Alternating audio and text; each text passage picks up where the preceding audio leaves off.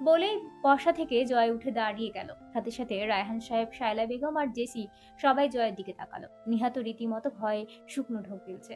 ওর সাথে কি হতে পারে সেটাই ভাবতেই যেন ওর পুরো শরীর কাঁপছে। নিহা নিশ্চিত জয় এখন সব বাবার সামনে কিছু না বললেও রুমে গিয়ে ঠিকই মারবে। জয় রাগী চোখে একবার নিহার দিকে তাকিয়ে নিজের গায়ের দিকে তাকালো। তারপর রাগে ফুসফুস করতে করতে শার্টের পানিগুলো ঝাড়তে ঝাড়তে বলল, পানিগুলো আমার গায়ে ফেলতে হলো? চোখের কি মাথা খেয়েছো? দেখে কাজ করতে পারো না? তো কাজ করতে কে বলে? আমার শার্টটা পুরো ভিজিয়ে দিলে। এখন আবার আমার রুমে গিয়ে শার্ট চেঞ্জ করতে হবে। চোখ কি আলমারিতে? বাকি কথা শেষ করতে পারল না জয়। তার আগেই ওর থেকে 2 গুণ ধমক দিয়ে উঠলেন রায়হান সাহেব। Stop this nonsense. কি হচ্ছেটা কি জয়? নেহা না দেখে না হয় পানিটা ফেলে দিয়েছে, তাই বলে তুই এমন ধমক দিবি ওকে? ও তো আর ইচ্ছে করে ফেলেনি, ভুলবশত হাত লেগে গিয়েছে। তার জন্য তুই এমন রাগ দেখাবি? সরি বল ওকে। ড্যাড, তুমি দেখছো না আমার শার্টের? সরি বলতে বলেছি নেহাকে। রায়হান সাহেবের কথা শুনে জয় যেন রেগে ফেটে পড়েছে। না পারছে কিছু বলতে, না পারছে কিছু করতে। ওকে কিনা নেহাকে সরি বলতে হবে? No, never. এই ছোট লোকটাকে সে কিছুতেই সরি বলবে না। প্রয়োজনে আজ বাবার কথা শুনবে না সে, তবুও সরি বলবে না। কি হলো?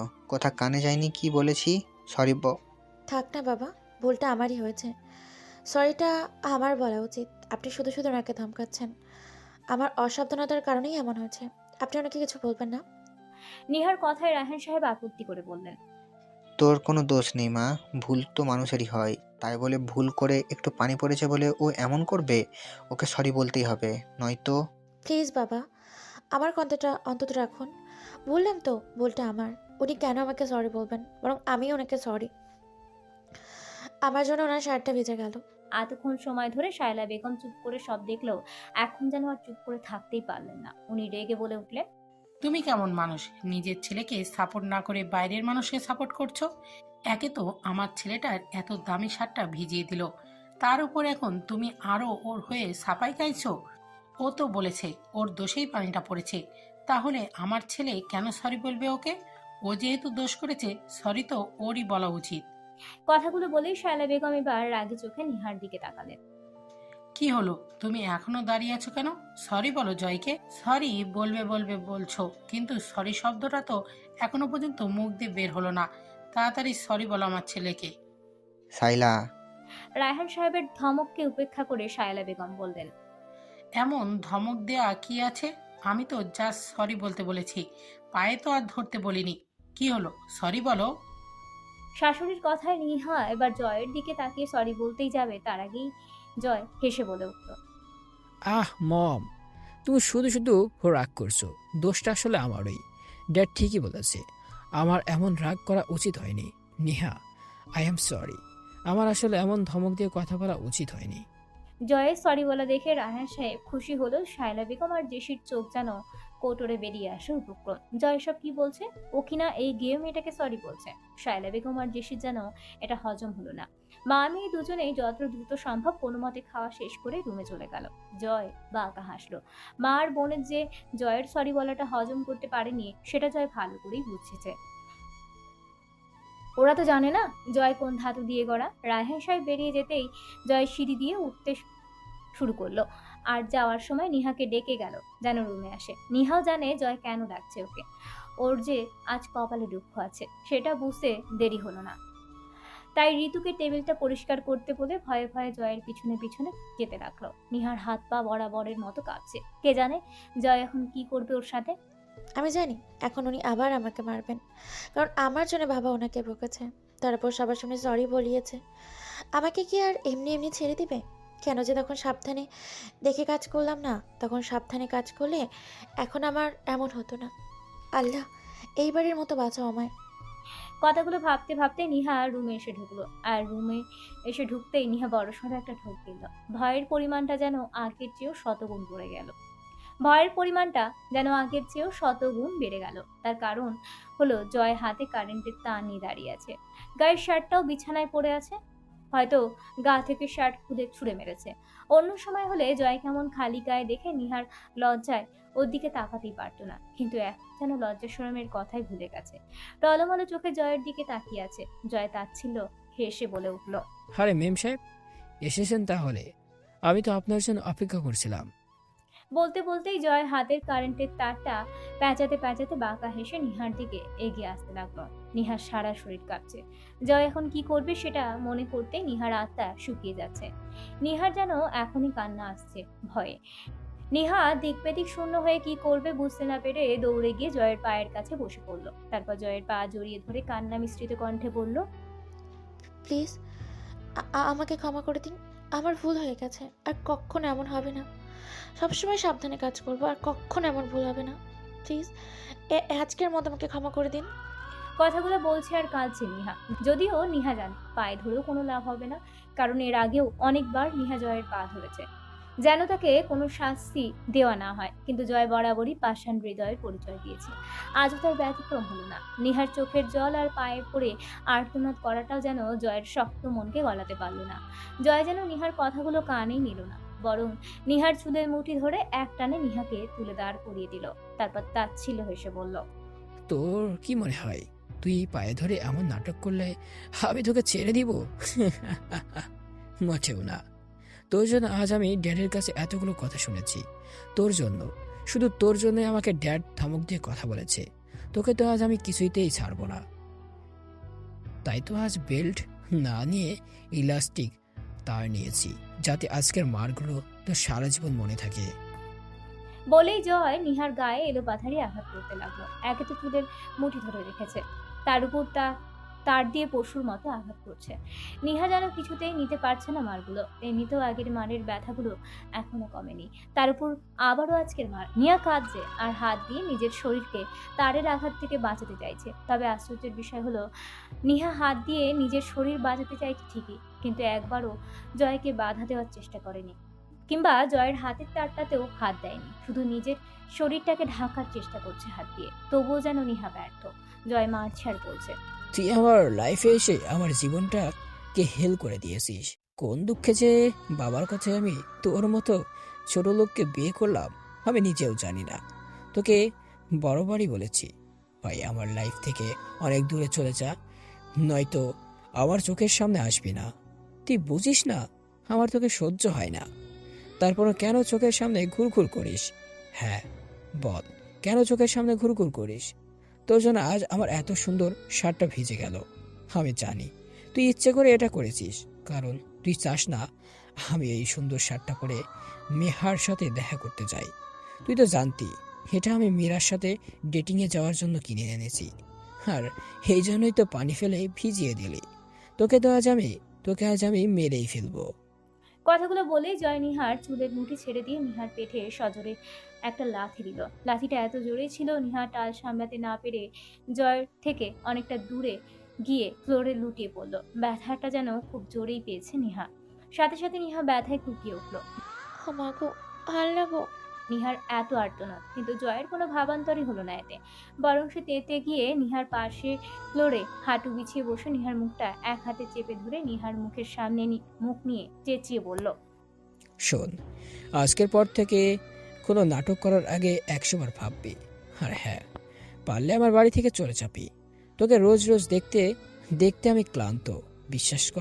বিশ্বাস কর, তোর মুখটা আমার আর দেখতে ইচ্ছে করছে না। তুই কখন যে বুঝবি সেটা আল্লাহই মাহফুজ জানে। তোদের মতো ছোট লোকদের এই একটাই সমস্যা, হাজারো কথা বললেও তোদের গায়ে লাগে না। তোর জন্য আমার মম আর ছোট বোনটা পর্যন্ত ড্যাডের কাছে বকা খায়। ফার্দার, যদি এমন ছোট লোকের মতো কাজ করেছিস আর তোর জন্য আমার কেউ ড্যাডের কাছে বকানি খাই, তাহলে তোকে গাল টিপ দিয়ে মারতে আমি 2বারও ভাববো না। প্রতিদিন মার খেয়েও কেন যে এখনো পড়ে আসিস সেটাই আমার বুঝে আসে না। যত সব ফাউল কোথাকার, লাইফটা পুরাই জাহান্নাম বানিয়ে দিল। কথাগুলো বলে জয় নিহাকে ছেড়ে দিয়ে হাতের তারটা ছুঁড়ে ফেলে দ্রুত আলমারি থেকে একটা শার্ট বের করে গায়ে দিয়ে বের হয়ে গেল রুম থেকে। আর নিহা সেখানেই পড়ে রইল। প্রতিদিন মার খেয়ে উঠে বসার চেষ্টা করলেও আজ যেন উঠে বসার চেষ্টাও করতে পারছে না।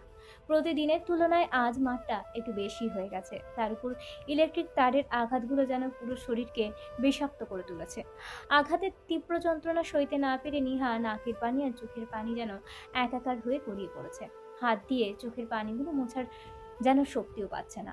আসলে তখন হাত দিয়ে তারের আঘাতগুলো থেকে শরীরকে বাঁচাতে গিয়ে তারের আঘাতগুলো সব হাতে পড়ায় হাতটাও এখন প্রচন্ড যন্ত্রণা করছে। মারের আঘাতগুলো সব হাতে লালচে দাগ সৃষ্টি করেছে, যার ফলে হাতগুলো প্রচুর ব্যথা করছে। নিহা কোনো রকম ওঠার চেষ্টা না করে সেখানেই শুয়ে রইল।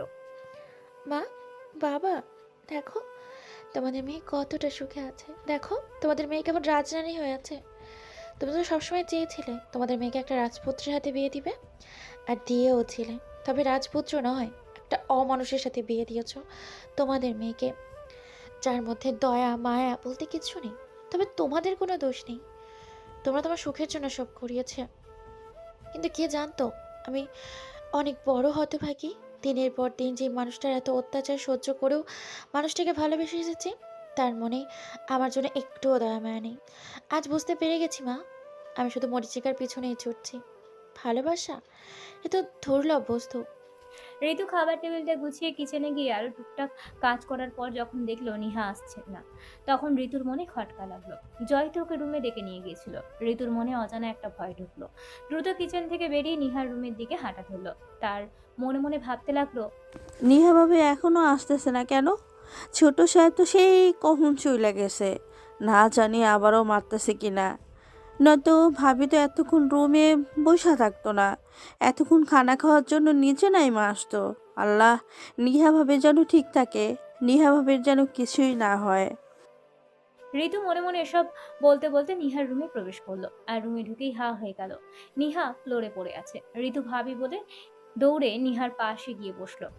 ভাবি, ভাবি গো, কি হয়েছে তোমার? এইভাবে ফ্লোরে শুয়ে আছো কেন? আবারও ছোট সাহেব মারছে তোমারে, তাই না? আমি জানতাম এমন কিছুই হইব। উঠো ভাবি, আমি সাহায্য করতেছি তোমায়। আসো বিছানায় গিয়ে শুইবা।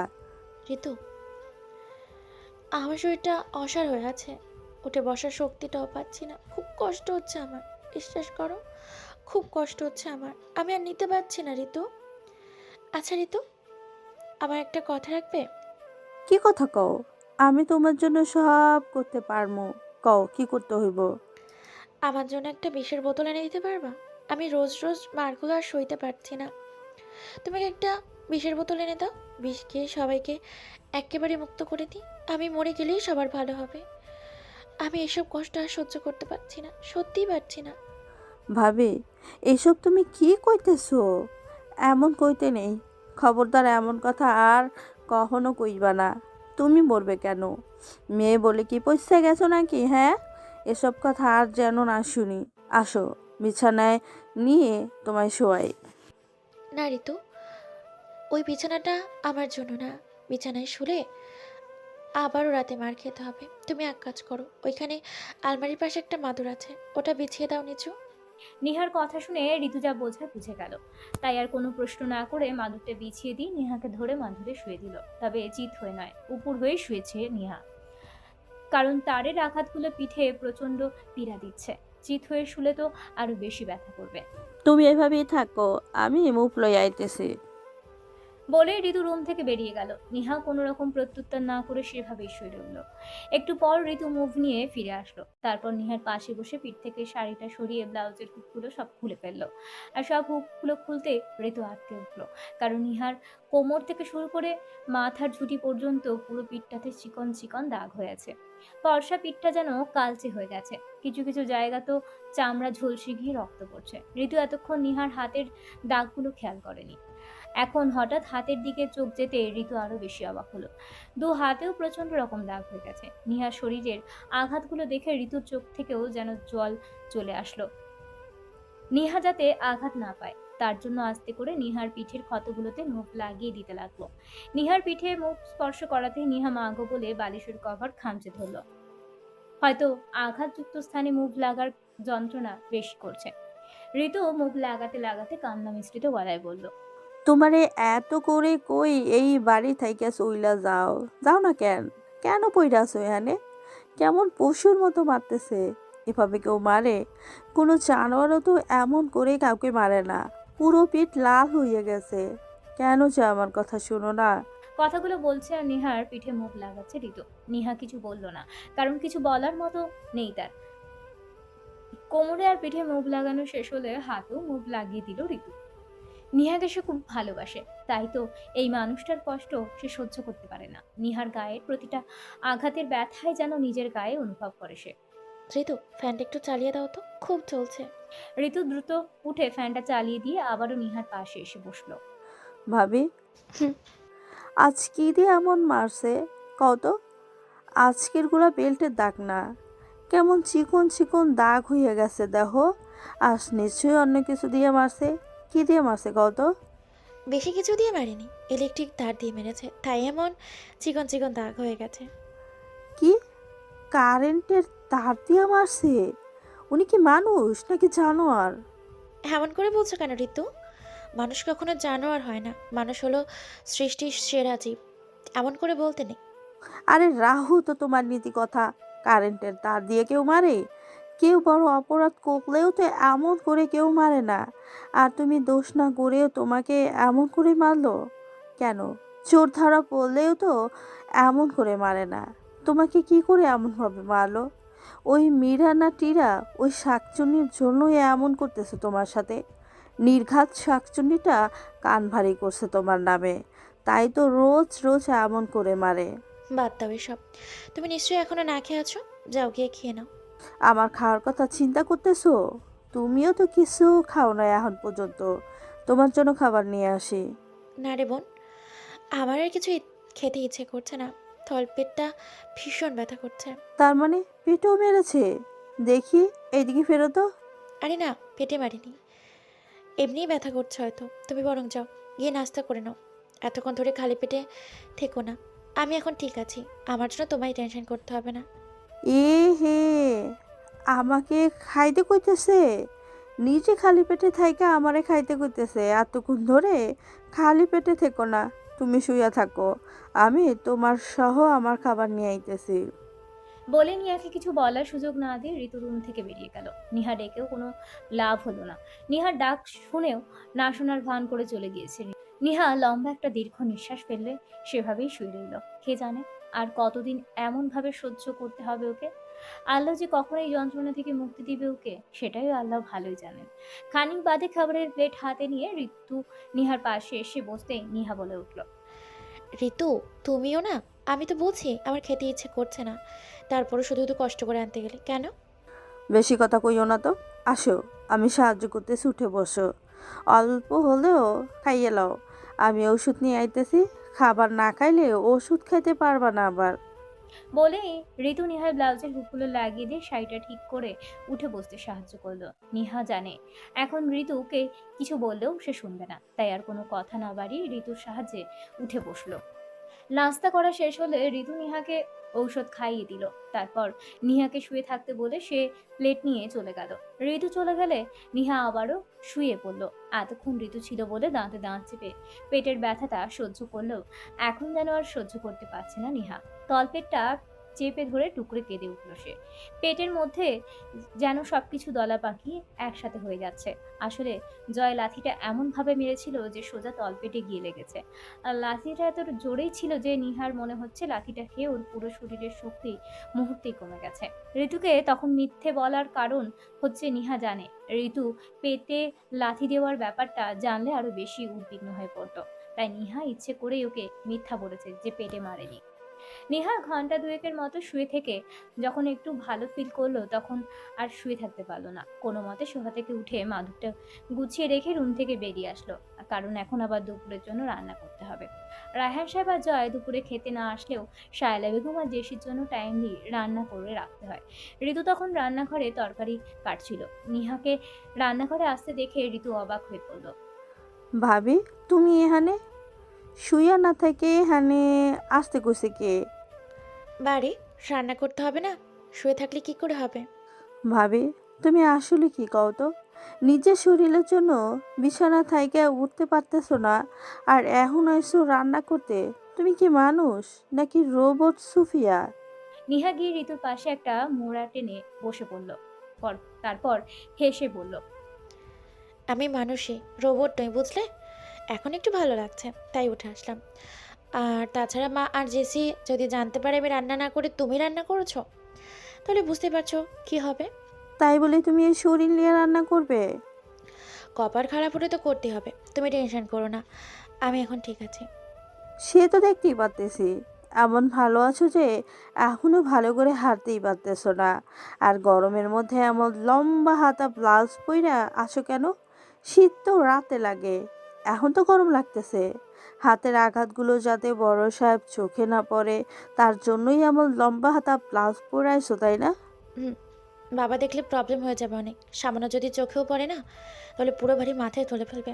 আর আমি চাই না আমার জন্য এমন কিছু হোক। ঋতু তাচ্ছিল হাসল, হেসে বলল, পুরো বাড়ি মাথায় তুলবে বলেই আঘাতগুলো ঢাইকা রাখতেছো, নাকি ছোট সাহেবকে বাঁচাতে চাইছো? কোনটা? তোমার তো মনে হচ্ছে বড় সাহেব যেন ছোট সাহেবের এমন কুকৃতিটা না দেখে, তার জন্যই তুমি এমন লম্বা হাতা ব্লাউজ পরছো। নিহা কিছু বলল না, কারণ ঋতুর কথাগুলো একদম ঠিক। তাই ঋতুর কথার পিঠে কিছু বলার জন্য খুঁজেও পেল না নিহা। কি বলবে? কি বা বলবে? এটা যেই মানুষটা ওকে রোজ রোজ পশুর মতো মারে, তাকে সে এখনো ভালোবাসে, আর তাকে বাঁচানোর জন্যই সে এমন করছে। নিহা কিছু না বলে কাজে হাত লাগাতে চাইলে ঋতু বাদ সাধলো। ভাবি, একদম কিছুতেই হাত লাগাবা না। যেভাবে বসে আছো সেভাবেই বসে থাকো। মানে হাত না লাগালে কাজ করবো কি করে? রান্না করতে হবে না? তোমার কিছুই করতে হইব না, আমি সব কইরা নিব আজ। তুমি শুধু বইসা বইসা আমার দিক নির্দেশনা দাও। কি বলো এসব? তুমি একা হাতে পারবে না সব কাজ করতে, আমাকেও করতে দাও। একদম না, আমি পারবো করতে। তুমিও তো আমার শরীর খারাপ লাগলে তখন একা হাতে সামলাও, এখন তাহলে আমি কেন পারবো না? আমার কথা আজ শুনতেই হবো তোমায়। কিন্তু কোনো কিন্তু না, তুমি একদম চুপচাপ বইসা থাকো। নিহা ওর কোনো উপায় না পেয়ে অজ্ঞতা বসে রইল। তবে একেবারে হাত তুলে বসে থেকেছে তাও কিন্তু নয়। ঋতুকে বসে বসে টুকটাক কাজ করে দিচ্ছে, কারণ নিহা বসে বসে কাজ দেখার মতো মেয়ে না। কেউ কাজ করবে আর সে বসে বসে দেখবে, এমন তো হতেই পারে না। নিহা বাবা মায়ের একমাত্র মেয়ে হলেও সে কখনো নিজেকে আলালের ঘরে তুলালে ভাবেনি। সবসময় মায়ের হাতে হাতে কাজ করতো, সবসময় নিজেকে সবকিছুতে মানিয়ে নিতে পারার মতো করে গড়ে তুলতো। এমনকি মাকে কাজ করতে না দিয়ে ঘরের কাজগুলো নিজেই করার চেষ্টা করত। আর এই জন্যই হয়তো এখানে এসে এমন একটা পরিবেশে মানিয়ে নিতে খুব বেশি কষ্ট হয়নি নিহার। রান্না শেষ হয়ে এলে নিহা রুমে গিয়ে গোসল করে নামাজ পড়তে বসলো। ঋতু গোসল করে নিয়েছে। নিহা ধর্মীয় দিকগুলো বরাবরই খুব ভালোভাবে পালন করে। যাই হয়ে যাক, নামাজটা যেন কিছুতেই বাদ দিতে চায় না নিহা। নামাজ পড়ে শায়লা বেগম আর জেসিকে খেতে দিয়ে নিজেরাও খেয়ে নিল নিহা আর ঋতু। শায়লা বেগম আর জেসি সকালের দিকে তেমন বাইরে যায় না, বেশিরভাগ বিকালের দিকে বাইরে যায়।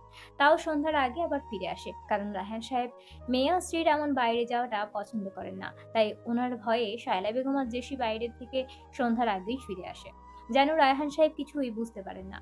নিহা দুপুরের খাবার খেয়ে একটু শুয়েছিল, আর শুয়ে থাকতে থাকতে কখন যে চোখে ঘুম এসে গিয়েছে বুঝতে পারেনি। ঘুম ভাঙলো সন্ধ্যার আগ মুহূর্তে। নিহার ঘুম ভেঙে জানলার দিকে চোখ যেতেই অবাক হলো, অন্ধকার হয়ে আসছে। তাহলে কি সন্ধ্যা হয়ে গেছে? দ্রুত সামনের দেওয়াল ঘড়িটার দিকে চোখ বুলিয়ে নিল সে।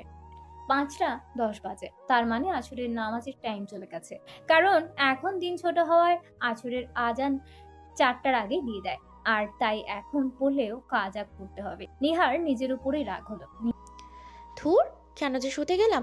না শুলে তো ঘুম আসতো না, ঘুমিয়ে পড়ে একটা নামাজও কাজা হয়ে গেল। কি আর করার, মাগরিবের নামাজের সময় পড়ে নেওয়া ছাড়া আর কোনো উপায় নেই। নিহা উঠে ওয়াশরুমে চলে গেল। আর কিছু সময় পরেই মাগরিবের আজান দিবে। অজু বানিয়ে রাখলে আজান দেওয়ার সাথে সাথে নামাজ আদায় করে ফেলতে পারবে। এই ভেবে নিহা একেবারে অজু করে ওয়াশরুম থেকে বের হলো। খানিক বাদেই মাগরিবের আজান দিতেই নিহা আসর আর মাগরিবের নামাজ একসাথে আদায় করে নিল। নামাজ পড়ে নিহা আবার রুমে বসে থাকলো না, রুম থেকে বেরিয়ে রান্নাঘরের দিকে গেল। ঋতু ওখানেই ছিল। নিহাকে আসতে দেখে হেসে বলল, ভাবি, ঘুম ভাঙছে? হুম, আসরের সময় পেরিয়ে গেছে, তুমি আমাকে ঘুম থেকে ডাকোনি কেন? আসরের নামাজটা সহ এখন একসাথে পড়তে হয়েছে শীতের দিনে, ঘুমটাও না ম্যাচ ম্যাচ করছে। আমি ইচ্ছে করেই ডাকিনি, কারণ ব্যথার ওষুধ খাইলে ঘুম হয় খুব। তাই ভাবলাম তোমাকে ডাকা উচিত হইব না, এই জন্যই তো রুমে গিয়ে তোমারে ঘুম দেখে ফেরত আসলাম। তবে নামাজের কথা মনে ছিল না, তার জন্য দুঃখিত।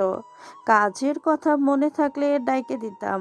আচ্ছা, তোমার না গা ম্যাচম্যাচ করতেছে বলতেছিলা? এই নাও, তোমার জন্য চা বানিয়ে রেখেছি, তুমি আইলে একসাথে খাইতে বলবো। তাই নাকি? হ্যাঁ, থ্যাঙ্কস। এই মুহূর্তে চাটা খুব প্রয়োজন ছিল। আমি জানতাম তাই। নিহা মুচকি হেসে ঋতুর হাত থেকে চায়ের কাপটা নিল, তারপর চায়ের কাপে চুমুক দিতে দিতে বলল, ঋতু, হ্যাঁ, ভাবি। তোমার ম্যামরা কি এসেছে? না ভাবি, নবাবের বেটিগুলো এখনো আসে নাই। হয়তো ওদের মা মেয়ের এখনো ঘুম হয়নি, তাই তো হয়তো ওদের পার্টি সাটি শেষ হলে। ভাগ্যিস বড় সাহেব শক্ত মানুষ ছিলেন, নয়তো উনাকে ওরা মা মেয়ে তো নাকে দড়ি দিয়ে ঘোরাতো। বিশ্বাস করো ভাবি, আমি বড় সাহেবের জন্য মনে মনে অনেক দোয়া করি যেন উনি অনেক বছর বেঁচে থাকেন। বড় সাহেব সত্যি অনেক ভালো একজন মানুষ। তুমি ঠিকই বলেছ। বাবার মতো মানুষ হয় না। উনি সত্যি অনেক বড় মনের একজন মানুষ। উনি আছেন বলেই হয়তো আমি এই বাড়িতে এখনো টিকে আছি। উনি না থাকলে এই বাড়ির কাজের মেয়ে হিসেবেও আমি থাকতে পারতাম না। মানুষটা সত্যিই খুব ভালো। চা খাওয়া শেষ হলে নিহা আর ঋতু হাতে হাতে রাতের রান্নাটা করে নিল। যদিও নিহাকে ঋতু অনেক বাধা দিয়েছিল রান্না না করার জন্য, কিন্তু নিহা কোনো বাধা শোনেনি, কারণ তার একটাই কথা, সে এখন পুরোপুরি সুস্থ, তাই রান্নাটা সে করবে। ঋতু শেষমেশ আর কিছু বলতে না পেরে নিহার কাছে হার মেনে নিল। রান্নাটা শেষ করে যখন নিহা আর ঋতু কিচেন থেকে বেরিয়ে নিজের রুমে যেতে নিচ্ছিল, তখনই শায়লা বেগম আর জেসি ঘরে ঢুকলো। মা মেয়ে দুজনকে দেখে ঋতু মনে মনে হাজারটা গালি দিয়ে দিল মুহূর্তেই, কারণ ওদের শুনিয়ে শুনিয়ে তো আর গালি দিতে পারবে না, তাই মনে মনে রাগটা ঝাড়ছে। আর ঋতুর রাগের একটাই কারণ হচ্ছে, তা হচ্ছে মা মেয়ে এখন আবার নিহা ভাবিকে রান্নাঘরে পাঠাবে ওদের জন্য মূল্যবান কফি বানানোর জন্য, যেটা ঋতুর মোটেও পছন্দ না। মেয়ে মানুষ হয়ে অন্য মেয়েকে দিয়ে ছেলেদের মতো এটা ওটা করাতে লজ্জা লাগে না ওদের? এক এক কাপ কফি কি ওরা মা মেয়ে করে খেতে পারে না? নিহা ভাবিকে দিয়েই কেন সব করায়? এই জন্যই ঋতুর ওদের উপর যত রাগ। ঋতুর ধারণাই ঠিক হলো। ঘরে ঢুকেই জেসি নিহাকে ডেকে দাম্ভিকতার স্বরে বলে উঠল, এই যে ভাবি সাহেবা, এখনই আমার আর মমের জন্য 2 কাপ কফি নিয়ে এসো। আমরা রুমে যাচ্ছি, কফিটা যেন তাড়াতাড়ি আসে। মিস ছোট লোক। বলেই মা মেয়ে দুজনের গলা ফাটিয়ে হাসতে হাসতে সিঁড়ি দিয়ে উঠে নিজেদের রুমে চলে গেল। নিহার কোনো উপায় না পেয়ে লম্বা একটা শ্বাস ফেলে আবারও কিচেনের দিকে যেতে লাগলো, কারণ ওদের কথা মতো যদি কফি নিয়ে যাওয়া না হয় তাহলে কথাটা জয় বাড়ি আসার আগেই ওর কানে পৌঁছে যাবে। আর জয় বাড়ি এসে কি করবে সেটা নিহা ভালো করে জানে। নিহাকে কিচেনের দিকে যেতে দেখে ঋতু দৌড়ে এসে নিহার সাথে তাল মিলিয়ে হাঁটতে হাঁটতে বলল, ভাবি, একটা কাজ করতে পারবা? নিহা কিচেনে ঢুকতে ঢুকতে বলল। কি কাজ? ঋতু এবার আরেকটু নিহার গা ঘেঁষে আস্তে করে বলল, তুমি ওদের মা মেয়ের কফির মধ্যে বিষ মিশিয়ে দিয়ে খাইয়ে দিতে পারবে। নিহা অবাক হয়ে ঋতুর দিকে তাকিয়ে বলল, ঋতু, তুমি সব কি বলো? আমি ওদের কেন মারবো? কেন আবার? ওই নবাবের বেটিগুলো যে তোমারে রোজ রোজ কথা শোনায় আর মায়ের খাওয়া, এই জন্য আমার তো ইচ্ছে করতেছে হুনি গিয়া দুইটার গলা টিপা মাইরা ফেলি। যেমন মা তেমন মেয়ে, রাক্ষসী ডাইনি কোথাকার। নিহা কফি বানানোয় মনোযোগ দিয়ে বলল, ঋতু, এভাবে বলতে নেই।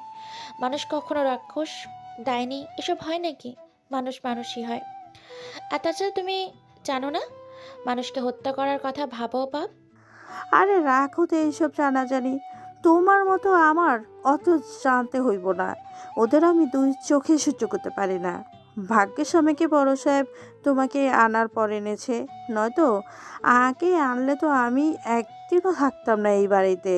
ঋতুর কথা শুনে নিহা হাসলো রে, হেসে বলল, ঋতু, তুমিও না মানুষের বিরুদ্ধে এমন রাগ পুষে রাখতে নেই। আচ্ছা তুমি যাও, রুমে গিয়ে কিছুক্ষণ রেস্ট নাও। আচ্ছা ঠিক আছে, আমি যাই। কি আর করব, আমি যখন ভালো না, ভালো লইয়াই থাকো। এই বলে গানটা গাইতে গাইতে ঋতু চলে গেল কিচেন থেকে। নিহা ঋতু যাওয়ার দিকে তাকিয়ে মুচকি হাসলো। মেয়েটা সত্যি অনেক ভালো, ওকে নিজের বোনের মতো করে ভালোবাসে সবসময়। কফি বানানো হলে নিহা 2 কাপ কফি নিয়ে শায়লা বেগম আর জেসি রুমে গেল। মা, আসবো? শায়লা বেগম মুখ বাঁকিয়ে বললেন, এনেছিস? এতক্ষণ লাগে 2 কাপ কফি আনতে? ওইখানে রেখে যা। শায়লা বেগমের কথা শেষ না হতেই জেসি বলল, আরে মম, ইউ নো হোয়াট, ভাবিজি আমার আজ অসুস্থ, তাই হয়তো কফি আনতে একটু লেট হয়ে গেছে। আফটার অল আজ ভাইয়ার আদরটা একটু বেশি হয়ে গেছে যে। শায়লা বেগম অবাক হয়ে মেয়ের দিকে প্রশ্নসূচক দৃষ্টিতে তাকালেন। জেসি মায়ের চাহনিটা বুঝতে পেরে বলল, মম, তুমি জানো না আজ ভাবিকে ভাইয়া কি দিয়ে আদর করেছে? তুমি দেখলে শুধু চেয়ে থাকতে। কেন, কি দিয়ে মেরেছে আজ? জয় তো সচরাচর বেল দিয়েই মারে, আজ কি নতুন কিছু দিয়ে মেরেছে? ওহ মম, মেরেছো কেন বলছো? বলো কি দিয়ে আদর করেছে। নিহা ওদের মা মেয়ের বিদ্রুপগুলো আর নিতে না পেরে ট্রেটা সেন্টার টেবিলের উপর রেখে যখনই বেরোতে গেল তখনই জেসি বাদশাহ। আরে ভাবিজি কই যাও? আমাদের কথা বুঝি সহ্য হচ্ছে না? আগে মমকে তো বলে যাও তোমাকে ভাইয়া কি দিয়ে আদর করেছে। হুম। নিহা কিছু না বলে মাথাটা নিচু রাখলো, কারণ ওর যে কিছু বলার মতো নেই। জেসি আবারও বলল, জানো মম, আজ ভাইয়া ভাবিজিকে ইলেকট্রিক তার দিয়ে মেরেছে। শায়লা বেগম অবাক হয়ে বললেন, তুই কি করে জানলি? আরে ভাইয়া যখন মারছিল আমি তখন ওদের রুমের সামনে দিয়ে যাচ্ছিলাম আর তখনই দেখলাম। তাই নাকি? হুম। বাহ, আমার যে কি খুশি লাগতেছে। কি রে ছোট লোকের বাচ্চা, প্রতিদিন মার খেয়েও তোর এই বাড়িতে থাকার শখ মিটছে না? কেন পড়ে আছিস এখনো সেটাই বুঝতে পারছি না। চলে যা এই বাড়ি থেকে। তুই গেলে আমি আমার ছেলের জন্য মীরাকে আনতে পারবো। তোর মতো ছোট লোকের কি যোগ্যতা আছে যে আমার ছেলের বউ হওয়ার? মীরার যোগ্যতা আছে আমার ছেলের বউ হওয়ার। তুই যত তাড়াতাড়ি বিদায় হবি এই বাড়ি থেকে তত তাড়াতাড়ি তোর ভালো হবে। এভাবে মা আর মেয়ে মিলে ওকে 10 থেকে 15 মিনিট কথা শোনানোর পর নিহা ওদের রুম থেকে বেরিয়ে আসতে পারলো। তাও আবার রায়হান সাহেব এসেছে বলে। নিহার যেন বুক ফেটে কান্না আসছে। আর স্বামী নামক মানুষটি ওর নয় বলে সবাই কথা শোনাতে পারছে। যদি স্বামী নামক মানুষটি ওর হতো তাহলে কারো কিছু বলার সাধ্য থাকতো না। একটা মেয়ে আসলে যার দিকে তাকিয়ে পুরো জীবনটা শ্বশুর বাড়িতে কাটিয়ে দেয় সে হচ্ছে তার স্বামী। আর সেই স্বামীটাই যদি নিজের না থাকে তাহলে জীবনটাই মেঘে ঢাকা আকাশ। রাতের খাবার খেয়ে এসে সবে রুমে ঢুকলো নিহা। জয় আগেই খেয়ে চলে এসেছে রুমে। রুমে আসতেই ব্যালকনি থেকে জয়ের হাসির আওয়াজ শুনতে পেল নিহা। নিহার বুঝতে দেরি হলো না, জয় মীরার সাথে কথা বলছে। নিহা লম্বা একটা দীর্ঘশ্বাস ফেলে ওয়াশরুমে চলে গেল। তারপর খানিক বাদে ওয়াশরুম থেকে বেরিয়ে বিছানা পেতে শুয়ে পড়ল। জয় তখনও কথা বলছে মীরার সাথে। কথাগুলো একটু বড় বড় করে বলায় নিহার কানে অনায়াসে এসে পৌঁছাচ্ছে জয়ের বলা কথাগুলো। ওহ কামান মীরা, তুমিও না এত টেনশন করো কেন বলো তো? আমি তোমার ছিলাম আর এখনো তোমারই আছি, ভবিষ্যতে তোমারই থাকবো। আমাকে কেউ তোমার থেকে আলাদা করতে পারবে না, বুঝলে? আর আমাদের মাঝে যে আসবে তাকে আমি ভেঙে গুড়িয়ে দিব। জয়ের কথাগুলো শুনে মীরা তাচ্ছিল হেসে বলল, হাসালে আমায়। এখনো বলবে আমাদের মাঝে কাউকে আসতে দিবে না? অলরেডি একজন এসে বসে আছে, তারপরও এ কথা কিভাবে বলো তুমি? তুমি কি হয়ে গিয়েও ছোট লোকের কথা বলছো? ডোন্ট ওয়ারি ডিয়ার, খুব তাড়াতাড়ি ক্লোজ করব ওই চ্যাপ্টারটা। তুমি ওই সব নিয়ে একদম টেনশন করো না, আমি শুধু তোমাকে ভালোবাসি। সত্যি? হুম, ওকে তো আমি শুধুমাত্র ড্যাডের জন্য সহ্য করছি, নয়তো কবেই রাস্তায় ছুঁড়ে মারতাম। এনিওয়ে, আজ রাখছি, কাল দেখা হবে। See you. Same to you. Joy হেসে কল কেটে দিল। নিহার সাথে যতই রাগারাগি করুক বা যতই মন খারাপ থাকুক, মীরার সাথে কথা বললে যেন জয়ের সব রাগ পানি হয়ে যায়। ওর সাথে কথা বললে যেন সব মন খারাপ দূর হয়ে যায়। এই মেয়েটাকে সে অনেক ভালোবাসে, হয়তো নিজের চেয়েও বেশি ভালোবাসে। জয়ের কথাগুলো শুনে নিহার চোখ থেকে দুফোঁটা জল গাল বেয়ে গড়িয়ে পড়ল। যদিও এসব নিহা রোজই শোনে, কিন্তু তবুও যেন মনের মধ্যে খারাপ লাগা কাজ করে। কেন যেন যতবার জয়কে মীরার সাথে এসব কথাগুলো বলতে শোনে ততবারই মনে হয় নিহা কথাগুলো এই প্রথম শুনছে। জয় কি আসলেই ওকে ছুঁড়ে ফেলে দিল লাইফ থেকে? নিহাকে কি সত্যি ওর জীবন থেকে অনেক দূরে পাঠিয়ে দিবে? কিন্তু সে যাবে কোথায়? বিয়ের পর স্বামীর বাড়ি থেকে বের করে দিলে সেই মেয়েটার স্থান কোথাও হয় না, এমনকি বাবা মাও তখন পর করে দেয়। জয় যদি ওকে ডিভোর্স দিয়ে দেয় তাহলে সে যাবে কোথায়? বাবার বাড়িতে গিয়েও তো থাকতে পারবে না। সমাজ, পাড়া প্রতিবেশী সবাই বাবা মাকে কথা শোনাবে, বাবা মায়ের মুখে থুতু দিবে সবাই। তখন কি হবে ওর? এসব আকাশ পাতাল ভাবতে ভাবতে নিহা যে কখন ঘুমিয়েছে তার কোনো হিসেব নেই। সময় বহমান, সময় তার নিজস্ব গতিতেই চলে। কেউ সময়কে ধরে বেঁধে রাখতে পারে না, চাইলেও ধরে রাখা সম্ভব না। সময়ের সাথে সাথে মানুষের জীবনও থেমে থাকে না। নিহার জীবনও থেমে থাকছে না, ভালো খারাপের মধ্য দিয়ে চলে যাচ্ছে তার জীবন। মাঝখানে কেটে গিয়েছে আরো মাস খানিকের মতো। শাশুড়ি ননদের বাজে কথা আর জয়ের রোজ মার খাওয়াতে পার হচ্ছে নিহার দিন। আজকাল নিহার নিজের জীবনের প্রতি রাগ হয় খুব। কেন যে সে এখনো বেঁচে আছে, কেন যে সে মরে যাচ্ছে না, এই সব ভেবেই নিজের উপর রাগ হয়। কখন যে আজরাইলের ওকে চোখে পড়বে সেই দিনের অপেক্ষায় আছে। নিজের এই অভিশপ্ত জীবনটার উপর সে খুব বিরক্ত। সময়টা সন্ধ্যা 7টা। প্রতিদিনের মতো আজও নিহা আর ঋতু সবে রাতের রান্নাটা শেষ করে যে যার রুমে গিয়েছে। নিহা রুমে এসে ওয়াশরুমে ঢুকে গেল। রান্না করে এসে হাত মুখ না ধুলে যেন নিজেকে ময়লা ময়লা লাগে। খানিক বাদে ঈশার আজান হবে, তাই নিহা হাত মুখ ধোয়ার সময় একেবারে অজু করে বেরিয়ে আসলো। তারপর কিছু সময় কুরআন তেলাওয়াত করে ঈশার আজান দেওয়ার সাথে সাথে নামাজ আদায় করে নিল। 8টার দিকে রায়হান সাহেব বাসায় ফিরলেন। শায়লা বেগম জেসি তখন ড্রয়িং রুমে সোফায় বসে টিভি দেখছিল, আর নিহা ওদেরকে কফি দিচ্ছিল। কেন যেন মা মেয়ের সন্ধ্যায় কফিটা দিতে নিষেধ করে এখন টিভি দেখার সময় দিতে বললো। নিহাও তাই করলো। রায়হান সাহেব এসে কারোর সাথে কোনো কথা না বলে বরং সিঁড়ি দিয়ে উঠতে উঠতে নিহাকে উদ্দেশ্য করে বললেন, নেহা, মা আমার জন্য 1 কাপ চা নিয়ে রুমে আয় তো। বলেই রায়হান সাহেব দ্রুত পায়ে হেঁটে সিঁড়ি দিয়ে উপরে উঠে গেলেন। নিহা শ্বশুরের জন্য চা বানাতে কিচেনে চলে গেল। মিনিট 5 পর নিহা চা বানিয়ে রায়হান সাহেবের রুমে গেল। বাবা, আসবো? রায়হান সাহেব তখন ফ্রেশ হয়ে এসে সবে বিছানায় বসেছিলেন। নিহার কণ্ঠ শুনে দরজার দিকে তাকালেন, হেসে বললেন, আয় মা, ভেতরে আয়, অনুমতি নেওয়ার কি আছে? নিহা ধীর পায়ে হেঁটে রায়হান সাহেবের সামনে গিয়ে চায়ের কাপটা রায়হান সাহেবের দিকে এগিয়ে দিল। এ নিন বাবা আপনার চা। রায়হান সাহেবও হেসে চায়ের কাপটা হাতে নিয়ে নরম গলায় বললেন। বস মা, তোর সাথে কিছু কথা বলার আছে। নিহা কোনো প্রশ্ন না করে বিনা বাক্যে শ্বশুরের পাশে বসলো। রায়হান সাহেব চায়ের কাপে চুমুক দিতে দিতে বললেন, নেহা মা, তোকে একটা কথা। আমি জানি বাবা, আপনি যখন চা নিয়ে রুমে আসতে বলেছিলেন তখনই বুঝেছিলাম আপনি কিছু বলবেন। নয়তো চা তো আপনি নিচে গিয়েও খেতে পারতেন। আপনি আগে চাটা শেষ করুন, তারপর যা বলার বলবেন। নয়তো আপনি কথা বলা শুরু করলে চায়ের কাপটা একপাশে রেখে কথা বলার মনোযোগ দিবেন, তখন চায়ের কথা মনেই থাকবে না আপনার। তাই আগে চাটা খেয়ে নিন, আমি এখানেই আছি। রায়হান সাহেব হাসলেন। মেয়েটা ওনার সবকিছু খেয়াল রাখে। ওনার কোন জিনিস কেমন করে চায় সবই যেন না বলতেই বুঝে যায়। আর এই জন্যই তো মেয়েটাকে উনি এত ভালোবাসেন। চা শেষ হতেই চায়ের কাপটা হাত বাড়িয়ে সেন্টার টেবিলের উপর রেখে নিহার দিকে পূর্ণ দৃষ্টি রাখলেন রায়হান সাহেব। নিহাও শ্বশুরের সিরিয়াসনেস দেখে মনোযোগ দিয়ে চেয়ে রইল শ্বশুরের পানে। কি বলে তা শোনার জন্য। রায়হান সাহেব কিছু সময় নীরব থেকে ছোট্ট একটা শ্বাস ফেলে বলে উঠলেন, নেহামা, আমি আজ অনেক আশা নিয়ে একটা কথা বলবো তোকে। আশা করি তুই আমাকে নিরাশ করবি না। কি কথা বাবা? যদি আমার সাধ্যের মধ্যে হয় আমি অবশ্যই আপনার কথা রাখবো। কি কথা বলুন। মা, জয় তো তোর সব কথা শুনে।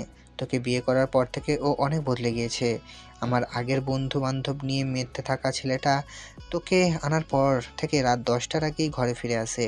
আমি জানি জয় তোকে অনেক ভালোবাসে, আর এটাও জানি তুই কিছু বললে সে না করবে না।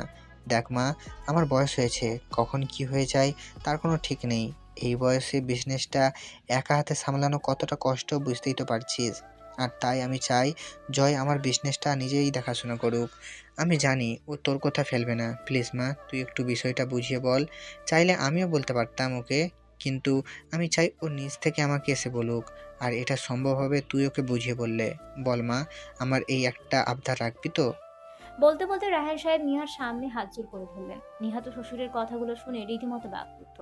এই মুহূর্তে সে কি বলবে বা কি বলা উচিত ও কিছুই বুঝতে পারছে না, কারণ সে নিশ্চিত যদি এই কথাটা জয়কে বলে তাহলে ওর গায়ে হাত তুলতে জয় 2বার ভাববে না। কিন্তু রায়হান সাহেবের তো দোষ নেই, উনি তো চাইতেই পারেন ওনার ছেলেও যেন অন্য 10টা ছেলের মতো বাবার বিজনেসটা দেখাশোনা করে।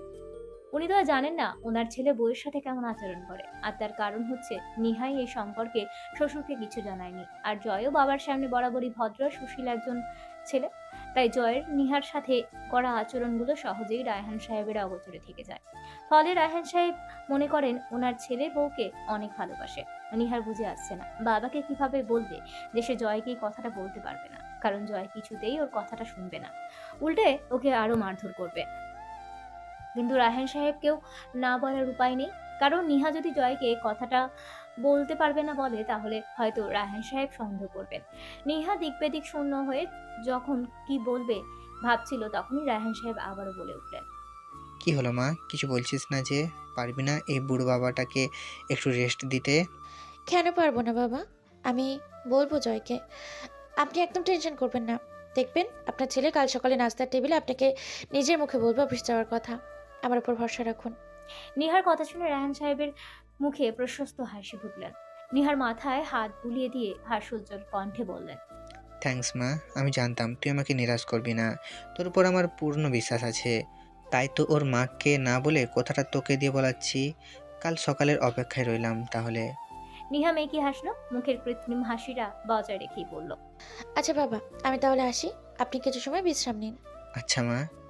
নিহা চায়ের কাপ নিয়ে বেরিয়ে আসলো রায়হান সাহেবের রুম থেকে। তবে মাথায় হাজারো চিন্তা ঘুরপাক খাচ্ছে। কিভাবে সে এই কাজটা করবে, কিভাবে জয়কে বলবে যে যেন এদিক সেদিক না ঘুরে বাবার বিজনেসটা দেখাশোনা করে, কিভাবে বলবে এইসব। রাতের খাবার খেয়ে যে যার রুমে চলে গেল। সবাই চলে গেলে নিহা আর ঋতু ডাইনিংটা গুছিয়ে নিজেরা কিচেনে গিয়ে খেয়ে নিল। তারপর কিচেনে টুকটাক গোছগাছ করে নিজেদের রুমে চলে গেল। নিহা রুমে এসে দেখলো জয় বিছানায় শুয়ে শুয়ে মোবাইল দেখছে। জয়কে এই সময় শুয়ে থাকতে দেখে একটু অবাক হলো নিহা, কারণ সে তো এই সময় ব্যালকনিতে ড্রিঙ্ক করে। পর মুহূর্তেই মদের ঘ্রাণে নাকে আসতেই মনে পড়লো আর সে তো প্রতিদিনের থেকে একটু দেরি করেই রুমে এসেছে। হয়তো এই সময়ের মধ্যে জয়ের ড্রিঙ্ক করা হয়ে গেছে। নিহাকে রুমে আসতে দেখে জয় এক নজর নিহার দিকে তাকিয়ে আবারও নিজের মোবাইল টিপায় মনোযোগ দিল। জয় ড্রিঙ্ক করার পরও এমন নর্মাল ভাবে থাকে যে ওকে দেখে বোঝার উপায় নেই একটু আগেই ড্রিঙ্ক করেছে। নিহা মনে মনে সাহস সঞ্চয় করে বিছানার পাশে গিয়ে দাঁড়ালো। শ্বশুরের বলা কথাটি বলার জন্য বার কয়েক মুখে এনেও যেন আবারও ভিতরে ঢুকিয়ে ফেললো। নিহার যেন মুখ দিয়ে বের হতে চাইছেই না কথাটা, কিন্তু ও যে রায়হান সাহেবকে কথা দিয়েছে জয়কে বুঝিয়ে বলবে। কিন্তু নিহা বার কয়েক শুকনো ঢোক গিলে মাথা নিচু করে ভিতুওয়ালায় পড়ল। শুনছেন, আপনাকে একটা কথা বলার ছিল। জয় জানতো নিহাকে কিছু বলার জন্যই এসে দাঁড়িয়েছে, তাই তো সে মোবাইলে দৃষ্টি রেখেও কর্ণপাতটা নিহার দিকে রেখেছিল। নিহার মুখ থেকে কথাটা বেরিয়ে আসতে সে মোবাইলটা বালিশের পাশে রেখে নিহার দিকে তাকালো। কয়েক সেকেন্ড চুপ থেকে নিহাকে একবার পা থেকে মাথা পর্যন্ত স্ক্যান করে নিল। তারপর ঝাঁঝালো কণ্ঠে বলল, কথা কি আমাকে বলবি নাকি ফলোরকে বলবি? নিহা জমকে তাকালো, আমতা আমতা করে বলল, মানে না মানে ফলোরের দিকে তাকিয়ে বলছিস তো, তাই ভাবলাম কথাটা কাকে বলতে চাইছিস, আমাকে না ফলোরকে? নিহা ফাঁকা একটা ঢোক গিলে বলল, আপনাকেই বলার ছিল। বল কি কথা? তার আগে আপনাকে অনুরোধ করছি, প্লিজ আমার কথাটা ঠান্ডা মাথায় শুনবেন, রেগে যাবেন না প্লিজ। নিহার কথা শুনে জয় বেশ বিরক্ত বোধ করলো। রাগী কণ্ঠে বলল, ন্যাকামি না করে কি বলবি বল। নিহা কয়েক সেকেন্ড সময় নিয়ে নিজের মধ্যে কিছুটা সাহস সঞ্চয় করে এবার বলতে শুরু করলো। আসলে বলছিলাম যে, দেখুন, বাবার বয়স হয়েছে, ওনার এবার ঘরে বসে কাটানোর সময়। আপনি যদি ওনার বিজনেসটা দেখাশোনা করতেন তাহলে উনি এই বয়সে একটু বিশ্রাম নিতে পারতেন। আমি জানি আমার এটা বলার অধিকার নেই, আর এটাও জানি আপনি আমার কথা রাখতে বাধ্য নয়। তাই বলছিলাম যে, আমার কথা নয়, বাবার কথা ভেবে অন্তত বাবার বিজনেসটা নিজের হাতে তুলে নিন। উনি চাইছেন আপনি যেন ওনার বিজনেস নিজের হাতে সামলান, কিন্তু আপনাকে বলতে সংকোচ বোধ হচ্ছে। তাই আমাকে বললেন যেন আমি আপনাকে বুঝিয়ে বলি। প্লিজ বাবা বলল বুঝিয়ে বলতে, আর তুইও নাচতে নাচতে চলে আসলি আমাকে বুঝিয়ে বলতে। হাসালিয়া ভাই, তোর কি যোগ্যতা আছে যে আমাকে বুঝিয়ে বলবি? আর সবচেয়ে বড় কথা হলো, তুই আমার কে যে আমাকে বুঝিয়ে বলবি আর আমি রাজি হয়ে যাব? তার চেয়ে বড় কথা হলো, তুই ভাবলি কি করে আমি তোর কথায় রাজি হয়ে যাব? নিহা ভেবেছে জয়কে শোয়া থেকে উঠে গিয়ে মারবে, তাই মাথা নিচু করে কথাগুলো বলছিল। কিন্তু জয়ের কথা শুনে অবাক হয়ে জয়ের দিকে তাকালো। জয় শোয়া থেকে উঠে বসেছে, তখন বিছানায় বসেই বলল, আচ্ছা, আমি যদি তোর কথা রাখি তাহলে আমি যেটা বলবো সেটা করবি? আমার কথা নয়, বাবার কথা। হ্যাঁ সেটাই, আমি যদি বাবার কথাটা রাখি তাহলে আমি যেটা বলবো সেটাই করবি। আপনি কি চান বলুন, আমি আপনার সব কথা রাখবো। আপনি যেটা বলবেন সেটাই করবেন। ওকে ফাইন, তাহলে আমাদের মধ্যে ডিল হয়ে যাক একটা। ডিল? হ্যাঁ ডিল। আমি ড্যাডের বিজনেসটা দেখাশোনা করব। ইনফার্স্ট আমি কালকে এই ড্যাডের বিজনেসে জয়েন হব, তবে আমার একটা শর্ত আছে। শর্ত? হুম। আচ্ছা, কি শর্ত বলুন, আমি আপনার সব শর্তে রাজি। শিওর? হুম। ওকে ফাইন, আমি কাল থেকে অফিসে যাব, তবে আমি কাল অফিস থেকে এসে যেন তোমাকে এই বাড়িতে আর না দেখি। আমি অফিসে জয়েন হব আর তুই আমার জীবন ছাড়বি। আর সহজভাবে যদি বলতে চাই তাহলে বলবো তুই আমাকে ডিভোর্স দিয়ে দিবি। এখন বল, আমার শর্তে রাজি আছিস? জয়ের কথা শুনে নিহা যেন 440 ভোল্টের ঝটকা খেল। নিহা জানতো জয়ের কথার বিপরীতে মারাত্মকভাবে রিয়াক্ট করবে, কিন্তু নিহা ভাবতেও পারেনি জয়কে এমন একটা কথা বলবে। নিহা যেন জয়ের কথা শুনে বাকরুদ্ধ হয়ে তাকিয়ে আছে জয়ের দিকে। কোনো কথাই এই মুহূর্তে বের হচ্ছে না ওর মুখ দিয়ে, শুধু চোখগুলো জলে ভরে উঠেছে। নিহা নীরবতা দেখে জয় আবারও বলে উঠল, কি হলো, এখন চুপ হয়ে গেলি কেন? তখন তো খুব বলছিলি আমি যেটা বলবো সেটাই করবি। তখন আমি যেন ড্যাডির ইচ্ছাটা পূরণ করি। এখন তাহলে চুপসে গেলি কেন? যেটা পারবি না সেটা কখনো আমার সামনে বলতে আসিস না, শুধু শুধু চাপা মার। আমি আপনার শর্তে রাজি। জয় যেন নিহার কথা শুনে কয়েক সেকেন্ডের জন্য হতবিহ্বল হয়ে তাকিয়ে রইল নিহার দিকে। আসলে নিহার মুখ থেকে সে এই কথাটা শুনবে আশা করেনি। সে তো ভেবেছিল নিহাকে এটা বলবে যে নিহা ওকে বিজনেসের ব্যাপারটা নিয়ে আর কিছু বলবে না, কিন্তু নিহা যে জয়ের শর্তে এমন রাজি হয়ে যাবে, জয় সেটা কল্পনাও করেনি। নিহা আবারও বলে উঠল, আপনার শর্তে আমি রাজি আছি। আপনি কাল অফিস থেকে আসার পর আমাকে এই বাড়িতে পাবেন না। আপনি আসার আগেই আমি চলে যাব। নিহার চলে যাওয়ার কথা শুনে জয়ের মনে যেন আনন্দের লাড্ডু ফুটতে লাগলো। এই তো সুযোগ, এই গেও ছোট লোকটাকে বিদায় করার। জয় যেন কিছুতেই এই সুযোগটা হাতছাড়া করতে চায় না। নিহা ওর জীবন থেকে চলে যাবে কথাটা ভাবতেই যেন খুশিটা আকাশ ছুঁয়ে যাচ্ছে, কিন্তু খুশিটা চেপে গিয়ে গম্ভীর কণ্ঠে বলল, শুধু চলে গেলেই তো হবে না, আমার ডিভোর্স চাই। তোর কি বিশ্বাস আছে যে তুই চলে গিয়ে আবার ফিরে আসবি না? তার আগে ডিভোর্স দিবি, দেন চলে যাবি, অ্যান্ড দেন আমি ড্যাডের অফিসে জয়েন হব। অল ডিল বলে কথা, একটা সাইন না হলে অন্যটা সাইন কি করে হবে? নিহা তাচ্ছিল্য হাসলো। তাচ্ছিল্যের হাসিটা মুখে বজায় রেখেই বলল, ভয় পাবেন না, আমি যাওয়ার কিছুদিন মধ্যেই ডিভোর্স পেপার পাঠিয়ে দিব, সাথে সাইনটা করে দিব। পারলে কালকেই ডিভোর্স পেপারে সাইন করে দিতাম, কিন্তু একদিনের মধ্যে তো আর ডিভোর্স পেপার রেডি করা যায় না। বাবা চাইছে কাল সকালে নাস্তার টেবিলে যেন আপনি ওনাকে ওনার বিজনেস দেখাশোনার কথাটা বলেন। আর আমার মনে হয় আপনি ওনার ইচ্ছেটাকে পায়ে ঠেলে দিবেন না। ওকে, তাহলে ডিল ফাইনাল। নিহা তাচ্ছিল্য হেসে ওয়াশরুমে চলে গেল। জয়ও একরাশ খুশি নিয়ে বিছানায় গিয়ে ধপাস করে শুয়ে পড়ল। অ্যাটলিস্ট এই কেউ ছোট লোকটাকে ওর জীবন থেকে দূর করতে তো পারবে। কাল পরদিন সকালে সবাই ডাইনিংয়ে বসে ব্রেকফাস্ট করছিল, এমন সময় হঠাৎই জয় গলা খাকারি দিয়ে বলে উঠল, আই অ্যাম অ্যাকচুয়ালি ডেড, তোমাকে একটা কথা বলার ছিল। জয়ের কথা শুনে সাথে সাথে নিহা চমকে জয়ের দিকে তাকালো। তার মানে জয় সত্যি সত্যি অফিস জয়েন করবে।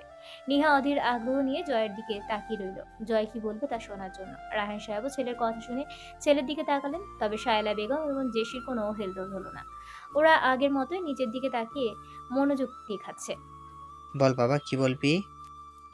বাবার সম্মতি পেয়ে জয় একটু নড়েচড়ে বসে শান্ত গলায় বলল, ড্যাড, বলছিলাম কি, তোমার তো বয়স হয়েছে, এখন এই বয়সে এসে তোমার বিজনেস দেখাশোনা করার একটু টপ হয়ে যাচ্ছে না? তোমার এখন বিশ্রাম নেওয়া উচিত। আর তাই আমি সিদ্ধান্ত নিয়েছি এখন থেকে আমি তোমার বিজনেসটা দেখাশোনা করব। জয়ের কথাগুলো শুনে রায়হান সাহেব আর নিহা খুশি হলেও শায়লা বেগম আর জেসি দুজনেই যেন আকাশ থেকে পড়ল। জয়ের কথা শুনে মা মেয়ে দুজনেই যেন নিজের কানকেই বিশ্বাস করতে পারছে না। ওরা কি ঠিক শুনছে তো, নাকি ঘুমের ঘুরে কোনো স্বপ্ন দেখছে? শায়লা বেগম নিজের অদম্য কৌতূহলটাকে দমিয়ে রাখতে না পেরে বলেই ফেললেন, জয়, কি বলছিস বাবা তুই এইসব? তোর কি মাথা টাথা গেছে? তুই বিজনেস দেখাশোনা করবি মানে? তোর এখনো কি বিজনেসে সামলানোর বয়স হয়েছে? এখন লাইফটাকে এনজয় করার সময়, আর তুই কিনা বিজনেস দেখাশোনা করতে চাইছিস? বাবা, তোর জ্বরটার আসেনি তো? শায়লা বেগমের কথা শুনে মুহূর্তে রায়হান সাহেবের রাগ উঠে গেল। উনি রেগে কিছু বলতে যাবেন, তার আগেই জয় হাসি মুখে বলে উঠল, আরে মম, আমার জ্বরটার কিছুই আসেনি। আমি যা বলছি একদম ভেবে চিন্তেই বলছি। অ্যাকচুয়ালি কাল যদি নিহা না বোঝাতো আমায়, তাহলে হয়তো আমি কখনোই বুঝতেই পারতাম না এইসব। থ্যাঙ্কস নিহা, আমাকে বুঝিয়ে বলার জন্য।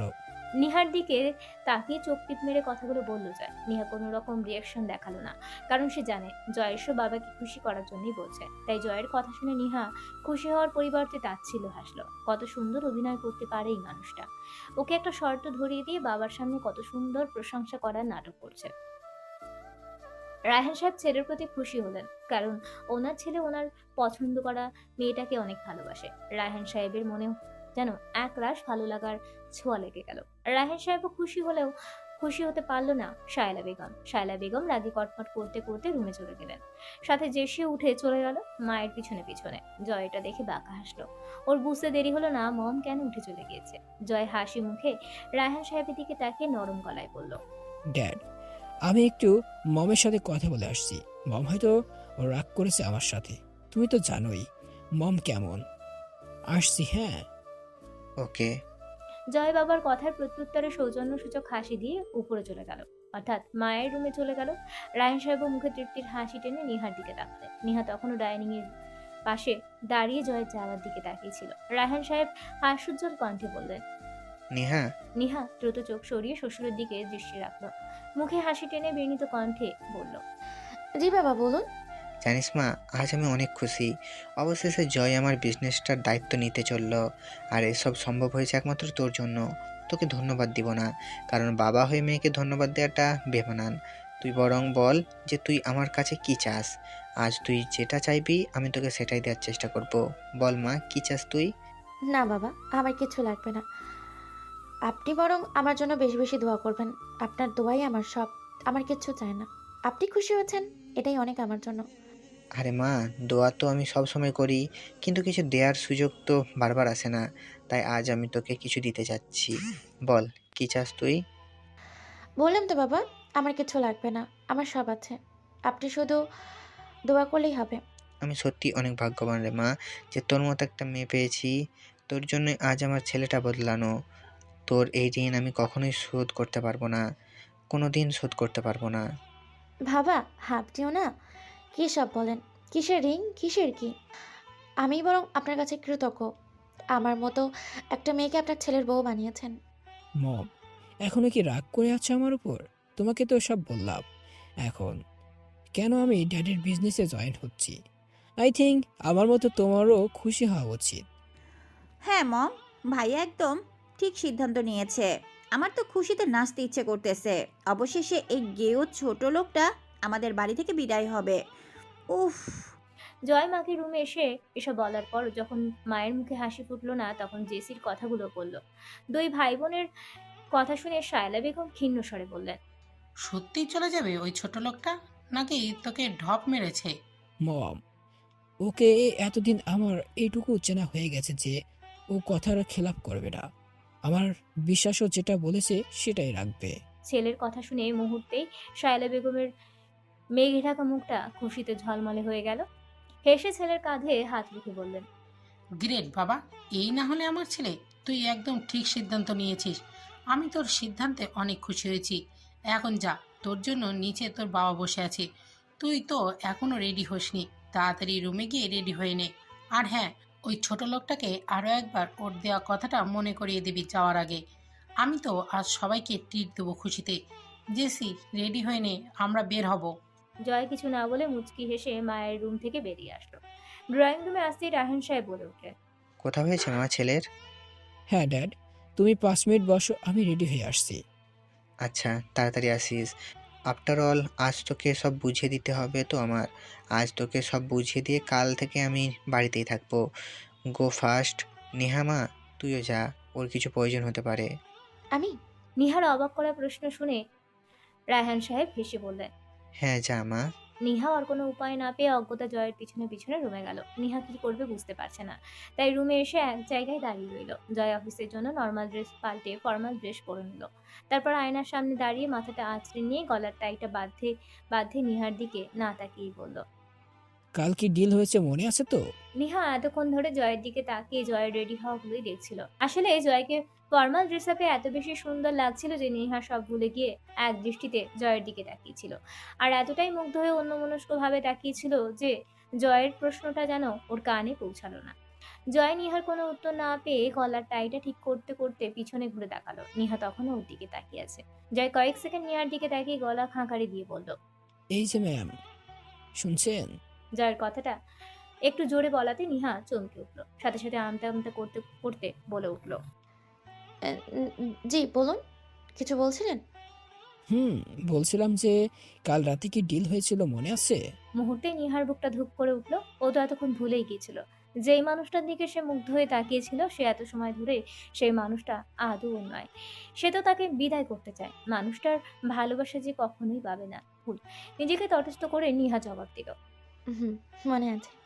গুড, তাহলে মনে থাকে যেন। চাইলে এখন থেকে গোছগাছ শুরু করে দিতে পারিস। আমি আসছি। আর হ্যাঁ, গুড বাই।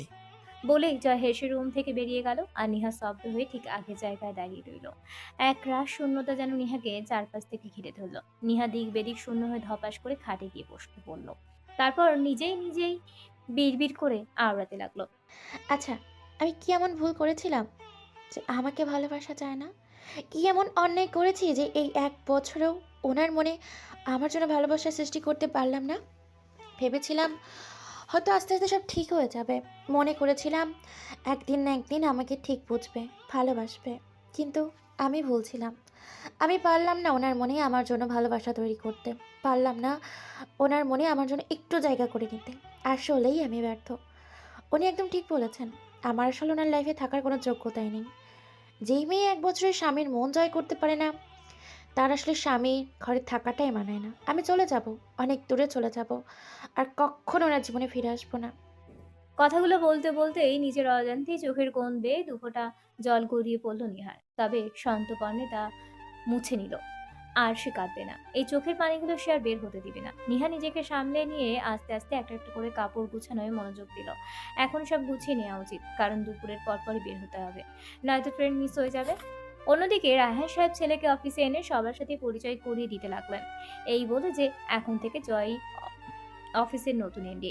তাই রায়হান সাহেবের কথায় সবাই জয়কে স্যার বলে সম্বোধন করতে লাগলো। যদিও জয়কে সবাই আগে থেকেই চেনে, কিন্তু অফিসে তেমন আসতো না বলে সবাই স্যার বলে সম্বোধন করতো না, জাস্ট সালাম বিনিময় করেই চলে যেত।